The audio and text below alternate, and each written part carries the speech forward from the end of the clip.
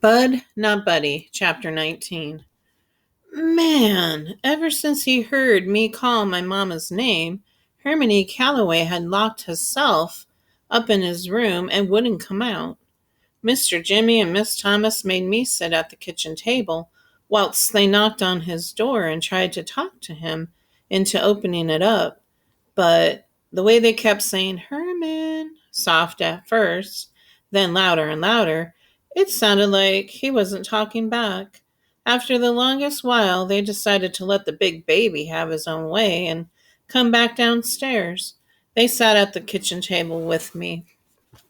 Miss Thomas looked at me and said, "My, my, my." Mr. Jimmy said, "Now look here, Bud." He wiped his hand over his face.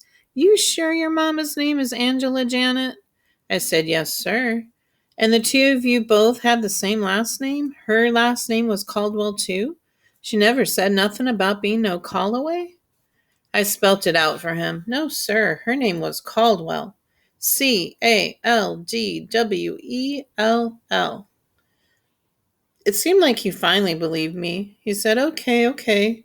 I hope you don't mind me asking, Bud, but it's pretty important that we know how your mama passed. And how long ago was it?" Pass was just like gone. It was another one of those words that grown folks used instead of dead. I said, "I was 6 years old when it happened, sir. I don't know why. She was too sick to go to work for 6 days in a row. Then one morning I went into her room and she was dead. But she didn't suffer or nothing. It happened real quick. She didn't even have time to close her eyes. She didn't look like it hurt or nothing." Miss Thomas reached across the table and touched my arm. She said, "I'm sure it didn't, Bud. I'm sure it was very peaceful for her." Mr. Jimmy said, "When she was living, Bud, God rest her soul, what'd your mama look like?" This was another strange question, but before I could answer, Miss Thomas said, "James, what are you insinuating?" I know there was something familiar about this boy. I don't know how I missed it before, but look at Bud's eyes. You have to ask if this is Herman's grandchild. Mr. Jimmy said, "Now hold on, Grace. I'm just trying to ask the questions I know Herman had asked if he could. Ain't a thing wrong with being certain before we jump to any conclusions. Now, what'd she look like, son?" I said, "She was real pretty, sir." Mr. Jimmy said, "I bet she was, Bud. But that ain't what I meant. Was she short or tall? Was she slim or big boned?" I said, "I don't know, sir. She was real pretty and real tall and kind of skinny like me, I guess." Miss Thomas said, "James, Bud was 6 years old. Everyone on earth was real tall to him. I don't see what the point in all this." I said, "Pardon me, ma'am. I know I can show you what she looked like. I still got her picture." They just stared at me.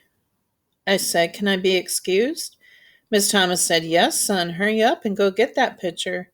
I busted up the stairs, but I stopped like I hit a brick wall. I remember how mad and crazy Hermione Calloway looked when he yelled at me. I tippy-toed up the rest of the steps. Uh-oh, Hermione Calloway's door was open up a crack.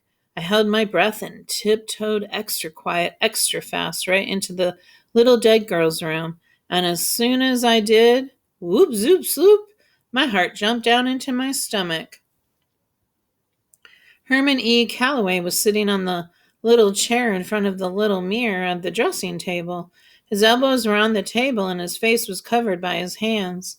It sounded like he was having trouble breathing because every time he sucked in a bunch of air, he made a sound like "moo," and every time he blew the air out, it sounded like I didn't know what to do. I could tell Mr. C didn't know I was in the room with him, so I could probably just backward tiptoe and get out of there without anything happening. I rose up on my toes and took 2 baby steps back and stopped.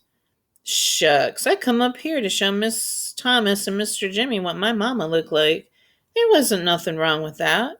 I wasn't doing nothing that meant I had to sneak out of the room on my tiptoes going backwards. I sucked in a mouthful of air and walked over to my bed. I picked up my socks case and set it on top of the bed. I pushed the two silver buttons to the side, and the two silver tongues jumped open and made that loud click click sounds. Hermione Calloway still didn't take his face out of his hands. He kept going.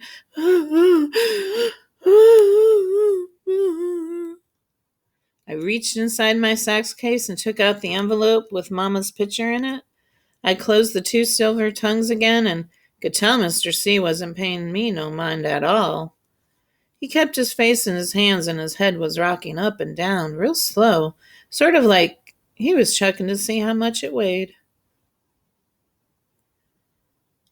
I put my socks case back next to the bed and was about to leave the room when I looked over at Hermione Calloway's back. He still didn't know I was in the room with him. I looked around the little mirror. I looked in the little round mirror and still could see his face, but still couldn't see his face. But I still could see his hands a lot better. I could see 6 little trails of water coming out from where his finger joined up with his hands, and 3 trails from each hand joined up at his wrist and ran down his arms and puddled up on top of the dressing table.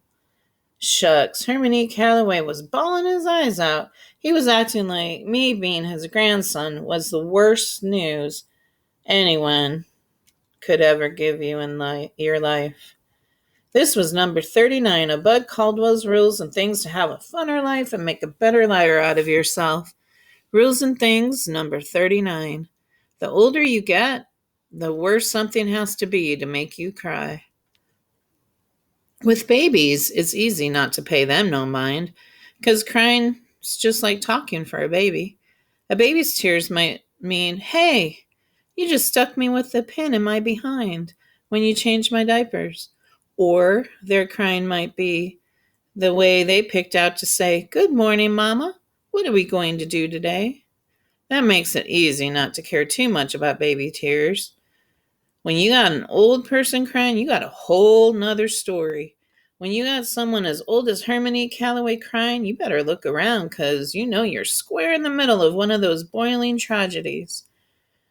You can't help but feel sorry for him, even if he's been mean to you from the minute he first laid eyes on you. Even if he's crying because he found out the two of you were kin. I walked over to Hermione Calloway, and before I could think, my hand moved out toward his back. I waited for one of those special spaces between the muzz and the huzz, and then I touched him. His skin under his shirt was very, very warm. It took a second for Hermione Calloway to know someone was touching him. When he knew, I felt his skin jerk and twitch, the same way a horse's does when a fly lands on it. He whipped his head around. When he saw it was me, he jerked away, took one more giant, then stared. His mouth started moving like he was talking in a secret language that only dogs could hear. At last, real American words started coming out of his mouth. He said, I'm so, look, buddy, I just. It's Bud, sir, not Buddy. He put his face back in his hands and broke down all over again. Man, it's a good thing the thug wasn't around, 'cause if he heard the way Mr. C was weeping, no one would have to wonder who the real Waterworks Willie was. I put my hand back on Mr. C's shoulder and patted him and rubbed him a couple of times and then left the room. I felt a lot better going out frontwards instead of sneaking out backwards. I ran down the steps and back into the kitchen. Miss Thomas and Mr. Jimmy's eyes jumped right onto my envelope. I set it in the middle of the table. Both of them just looked at it before Miss Thomas reached out and picked it up. She went into the pocket of her dress and took out some funny little glasses that only had a bottom half to them, then put them on her nose. She pulled Mama's picture out and held it as far away from her eyes as her arms would stretch. She looked at the picture, looked over her glasses at me, then looked right at Mr. Jimmy and said, any more questions for this young man? She slid the picture over to him. Mr. Jimmy picked it up and said, "Well, I'll be. I remember that old con man who used to drag that ruined horse through town. Now, what was his name? Help me out here, Grace. Didn't he call his act Joey Pegasus and his broke back bronking bucko?" Miss Thomas said, "It was Joey Pegasus and his broke back bucking bronco, James. What else do you see in the picture?" Mr. Jimmy said, that definitely is Angela Janet Holloway. He looked at me and said, "You sure this is your mother?" I said, "Yes, sir, but her name's Caldwell, not Holloway." He said, "Well, I'll just be." Miss Thomas butted in on him. "There's little doubt about that, James, but what we've got to do." She kept talking, but I quit listening because something just came out of the blue. Gave me a good whop right on my forehead. Without even thinking about what I was doing, I butted in on Miss Thomas and said, "That means that's not some little dead girl's room. I'm sleeping in. That's my mama's room." She looked at me kind of surprised, like this was the first time she had thought of that, too. "That's right, bud. You're right back in your mama's room." I said, "How come Hermione Calloway never called on me and my mother? All he had to do was call on us one time, and I know she wouldn't have been so sad." Miss Thomas and Mr. Jimmy took turns shooting quick looks at each other, then said, "Bud, give me your hand." Uh-oh. Pretty soon I'd have to come up with rules and things about when Miss Thomas holds her hand. She stretched her arms across the table, and I held on to her fingers. "Bud," she said, "Mr. C. excuse me, your granddad, didn't know anything about you. No one knew where your mother had gone." Mr. Jimmy said, "That's right, son. She just up and run off one day. I mean, we all knew Herman was hard on her, but it wasn't like it was nothing personal. He was hard on everybody. I used to tell him all the time to slack off some on the girl, to go easy, but I can remember his exact words he said. 'Easy go don't make the mare run.' This is a hard world, especially for a Negro woman. There's 100 million folks out there in every shade and hue, both male and female, who are just dying to be harder on her than I ever could be. She's got to be ready." Shoot, I could see that girl wasn't the type to. Miss Thomas said, "James, why don't you go up and check on Herman?" She said, "Why don't you?" but it wasn't a question. Mr. Jimmy said, "Oh, maybe I should," and left the kitchen. Miss Thomas told me, "Bud, I know you can see your granddad has troubles getting along with most folks, right?" "Yes, ma'am. I think it's because he expects too much out of everybody, himself included. And when you're setting your standards so high, you get let down a lot." I shook my head up and down, acting like I understood. She said, "Now take your mother, for instance. He was so proud of that young woman, and he loved her very, very much. He was determined that she was going to be the first Calloway to get schooling all the way through college. So he thought he had to be strict on her. But he went overboard, Bud. Simple as that. He used to crow about how his mother and father had been born slaves, and how now it was only 2 generations later and the Colloways had come so far and worked so hard that one of them was actually going to be a teacher. It was his dream, not hers. Not yet, anyway. And he never gave her the time to pick it for herself. The more he pushed her, the more she fought him. Finally, it got to be too much, and she left. We think she ran off with one of Herman's drummers. We've been hoping for 11 years that she'd send some word or come home, and she finally has. Looks to me like she sent the best word we've had in years."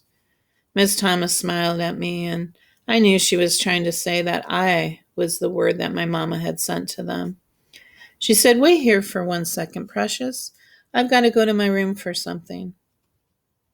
Miss Thomas was probably saying that as an excuse so she could go blow her nose and cry, but she came back in a flash. She was holding an iron picture frame and handed it to me. This has been on my dressing table for 13 years, Bud. Ever since your mother was 16 years old. Now it belongs to you. I wanted to say thank you, but I just stared at the picture in the heavy iron frame. It was Mama. The picture only showed her head all around the edges. It was smoky or foggy, so that it looked like Mama poked her head out of a cloud. And Mama was smiling. That same soft smile she gave to me when she got home from work. It'd been so long since I seen Mama smile that I wanted to laugh and cry at the same time. Miss Thomas said, "Let me show you something, Bud."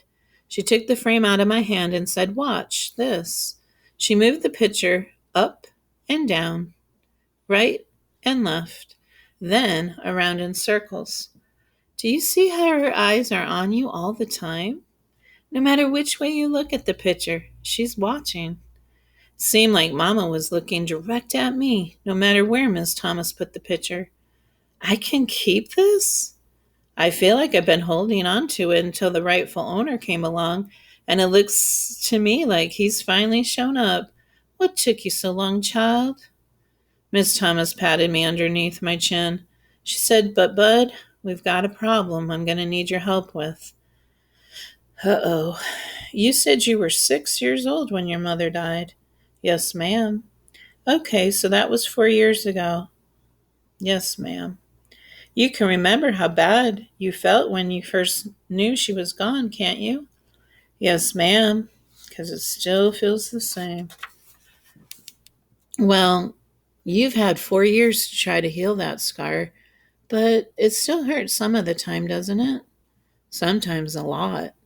I know, Bud, but remember your grandfather and I just found out she passed. The hurt is brand new for us. Miss Thomas started swallowing. And even though he hasn't seen her in 11 years, I know there isn't a day that goes by that he doesn't think about her. He'd never admit it, but there isn't one show that we'd give that he doesn't first look out into the audience. Not to see how big the crowd is, but hoping that she'll be out there. Hoping that she'd seen a flyer tacked to a telephone pole somewhere and would stop by to see him. He loved her so much, Bud. Sorry, sweetheart. She took the hand she wasn't squeezing my fingers with and took out a handkerchief and blew her nose. Those stones that he picks up everywhere he performs are for her. She must have been 4 or 5 years old. The band was getting ready to travel to Chicago for a week, and before we left, he asked her what she wanted him to bring back for her. He was thinking like a doll or a dress or something, but she told him, "A walk, Daddy. Bring me back a walk from Chicago." So everywhere we went after that, he had to get her a walk. He'd write the city and the day that we were there on them for her. He's got boxes of them upstairs, 11 years worth. So, Bud, I don't know how Herman is going to be feeling after this. That's where I need your help. You've got to remember that both Herman and I loved your mother just as much as you do. This didn't seem like it could be true, not because it didn't seem like anyone could love my mother as much as I do, but because it didn't seem like Herman E. Calloway could love anyone at all. Miss Thomas said, "So if you can remember, Bud, be patient with him. That ornery old man upstairs is very, very hurt right now, and I just can't say where he's going to land after this news gets through blowing him around." Miss Thomas started doing that stingy eye blinking. "So we're going to have to give him some time. We're going to have to let him find out how he feels before." Mr. Jimmy came into the kitchen. "Grace," he said, "he wants you." Herman E. Calloway was making everybody feel like they had the blues.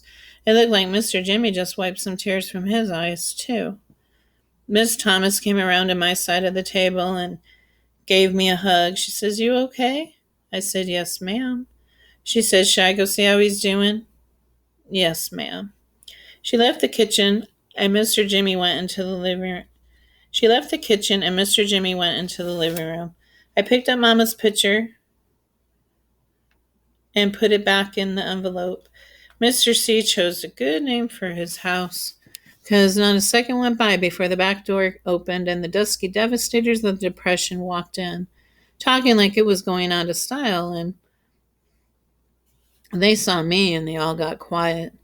Judybug said, "Hey, Sleepy LeBone, where's everyone at?" I didn't want to embarrass anyone by saying all the grown folks are sitting all over the house sobbing their eyes out, so I said, "They're around." I remembered not to call the band, sir. Steady said, "Well, it's you we wanted anyways." He put an old cardboard suitcase on the table and said, I told the fellows how hard you've been hitting that recorder and how proud I was of you. So we put a couple of nickels together." He acted like he was yelling into the other room. "And Lord knows on the peanuts we get, it was a real sacrifice." He slapped some skin with Dirty Deed, then started talking regular again. "Anyway, the thug saw something at the pawn shop and we picked it up for you." "Can I open it?" The thug said, "Well, if you don't, I don't know who will." Eddie slid the cardboard suitcase over to in front of me. It looked worse than the one I used to carry around. One of the snaps was busted clean off and the other one was stuck. Steady Eddie said, "It's what's inside that's interesting. Just pull on that snap real hard." I pulled on the snap and it came off right in my hand. The thug said, "I knew it. The boy's just too country. He ain't used to handling fine merchandise. We should have give it to him in a paper bag." I opened the suitcase. Whatever it was wrapped up in crinkly, wrinkly newspapers. I started pulling the newspaper off and could tell that their gift was real heavy. All of a sudden, a shiny piece of gold shone through. I snatched the more paper off and couldn't believe my eyes. The dusky devastators of the Depression had put their money together and had bought me a baby-sized horn like Steady Eddie's saxophone. Steady Eddie could see I was stuck, so he lifted it out of the suitcase and fished around in the bag for a mouthpiece, the neck, and the reed holder. He sucked on the reed for a minute and then put the horn together, then played it. "Man, my horn sounded great." Eddie said, "It's an alto, bud. There's a little rust in some of the seams, but that's to be expected with a horn this old. It's still got a good tone to it, and this dent didn't throw her off too much." He showed me a big dent on the bottom part of my saxophone. I repatted, refelt it, and resprung it. "The rest is up to you." He reached in his pocket and took out a can that said Brasso on the side. "Get you a rag and shine her up. A man should polish his own horn." I looked at my bandmates and said, thank you very, very much. I'll practice on this so much that I'll be as good as you guys in about 3 weeks." Judybug said, "Ho, ho, ho, now that's cold." I said, "Really, I will." The band laughed, so I did too. Eddie said, "Well, Mr. LeBone, I'll tell you what. Since you're so hot to get in this band, I'd better get you started on your lessons right away." He pulled a big silver watch that was tied up on a long chain out of his pocket and said, "I'm going by Tyla's for a while now, but I'll be back around 7. If you got your axe polished up by then, I'll bring some sheet music along and we can get started. Sound good?" His toothpick jumped with each word. "Sounds great, Steady." Eddie took the strap off his neck and handed it to me. I put it on and Eddie handed me my saxophone for the very first time. It was perfect weight. I said, "Can I be excused?" Dirty Deed said, "What, you ain't going to blow us some notes? We want to hear what you got, Mr. 3 weeks from now." I said, "I'll let you hear me in 3 weeks when we're all up on the stage together." They laughed again. And the thug said, "I'm going to let you in on something, Sleepy LeBone. There's a certain member in this band that you will be out playing in 3 weeks. But it's going to take you a whole lot longer to top me." On the real tip, it's going to take you at least 10 years before you'll even be able to hold my drumsticks. Steady Eddie said, Yeah, and that's about 9 years and 10 months longer than you'll be with the band, Thug. The thug said, Oh man, you ain't gonna start that up again. You gotta tell me what you heard. I said, Can I be excused? Eddie said, Go head on, but Sleepy LeBone. I'll be back. I told my bandmates, Thank you again. Thank you very much. And the thug said, Nothing to it, little man. Dirty Deed said, Now, don't let that horn whip you, son. Doodoo Bug said, Our pleasure, Sleepy.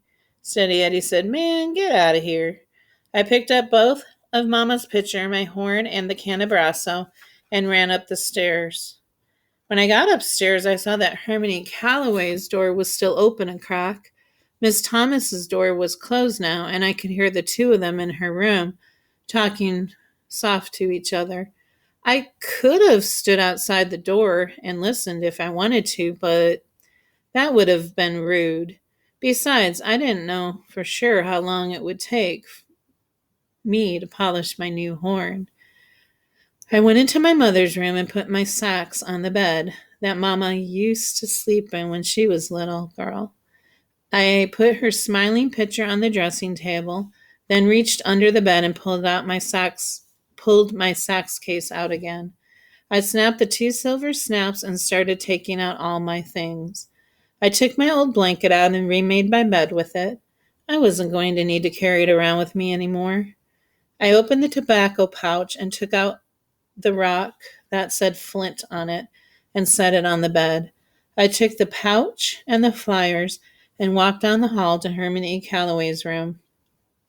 Even though I could still hear him and Miss Thomas talking and boo-hooing in her room, I knocked on his door anyway. When no one answered, I opened it.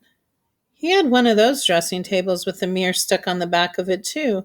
So I walked real quick over to it and set the flyers and the bag of 4 rocks down. I got out of his room as fast as I could. Whew! Even though it was me who carried them around all these years, you'd have to be a pretty big liar if you said those rocks and flyers belonged to me. Herman E. Calloway's name was all over the flyers and his writings were all over the rocks.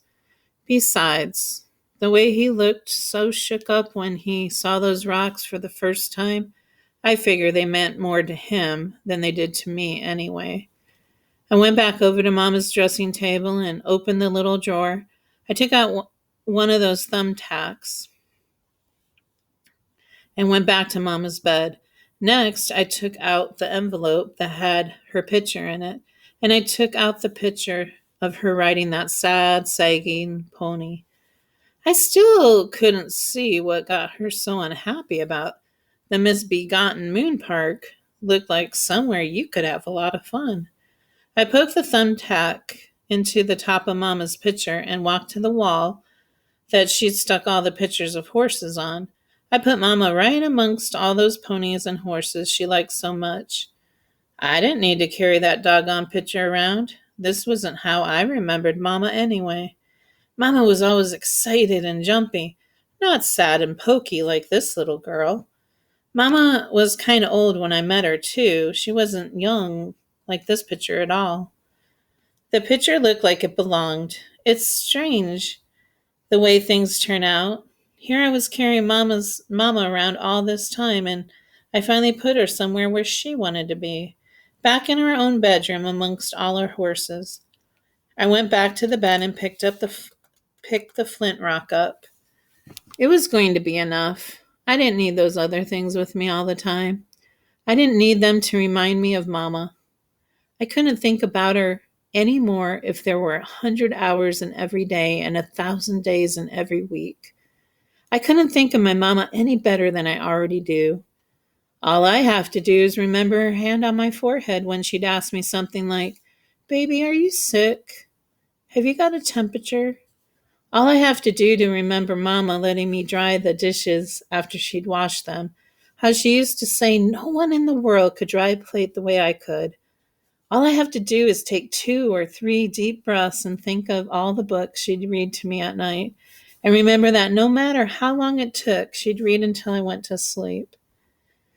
Deeza Malone was right. I was carrying Mama inside of me, and there wasn't anyone or anything that could take that away from me or add to it either.